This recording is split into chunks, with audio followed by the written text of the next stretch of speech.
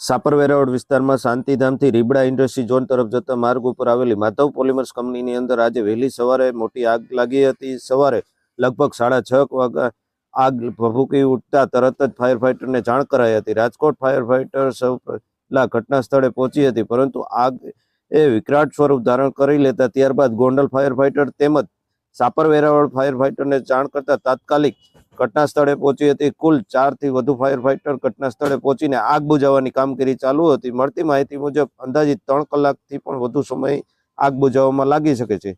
આ વિકરાળ આગને કારણે કારખાનાની અંદર રહેલી તમામ વસ્તુ બળીને ખાખ થઈ ગઈ હતી। હાલ આગ લાગવાનું કોઈ સ્પષ્ટ કારણ જાણવા મળ્યું નથી, પરંતુ કંપનીની અંદર કરોડો રૂપિયાની નુકસાનની આશંકા વ્યક્ત કરવામાં આવી છે। પ્રાથમિક માહિતી પ્રમાણે કંપનીની અંદર ફાયર સેફટી ન હોવાના કારણે આગ બુઝાવવામાં કામગીરીમાં મુશ્કેલીનો વધુ સામનો કરવો પડી રહ્યો હતો।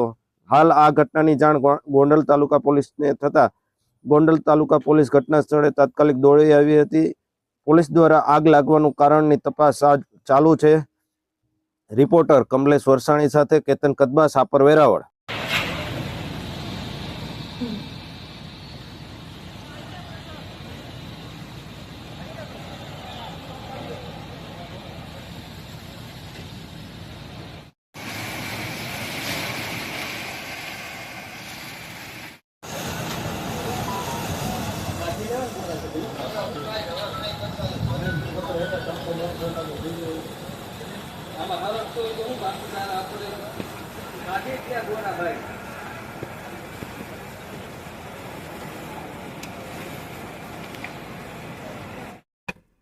રાજકોટ ફાયર કંટ્રોલ રૂમમાં સવારે 6:43 ફાયર કોલ મળ્યો હતો કે રીબડા ગામના અંદર મહાદેવ પ્લાસ્ટિક કરીને એક કંપની છે, એમાં ફાયર થઈ ગયું। તો ફર્સ્ટ એન્ડ આઉટમાં અમારા કોટારા ફાયર સ્ટેશનથી એક ફાયર ટેન્ડર અહીંયા ફોર્મ ટેન્ડર બોલાવેલો। અહીંયા પહોંચ્યા તો જોયું કે આગે વિકરાળ સ્વરૂપ ધારણ કરી લીધું, માટે બીજા સેકન્ડ એન્ડ આઉટમાં બી કાલાવા રોડ ફાયર સ્ટેશનનો એક ફાયર ટેન્ડર અહીંયા બોલાવેલો છે।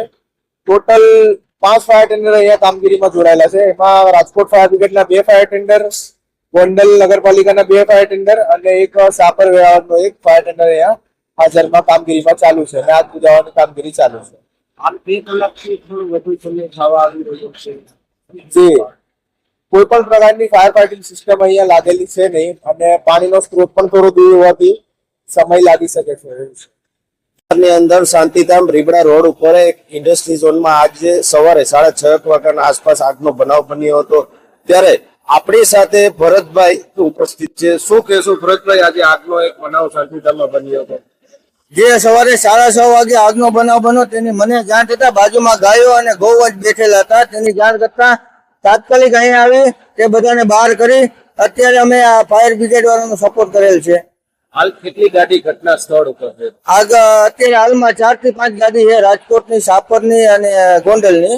હાલ કોઈ જાનહાનિના સમાચાર? ના, 2 ગાયો અંદર હતી ને મેં બહાર તાત્કાલિક કાઢી અને એને સેફ જગ્યાએ મૂકેલ છે। આ હતા આપણી સાથે ભરતભાઈ સ્થાનિક, જેને આગની જાણ થતા તાત્કાલિક ફાયર ફાઇટરને જાણ કરી હતી। કેમેરામેન કમલેશ વરસાણી સાથે કેતન કદબા, સાપર વેરાવળ।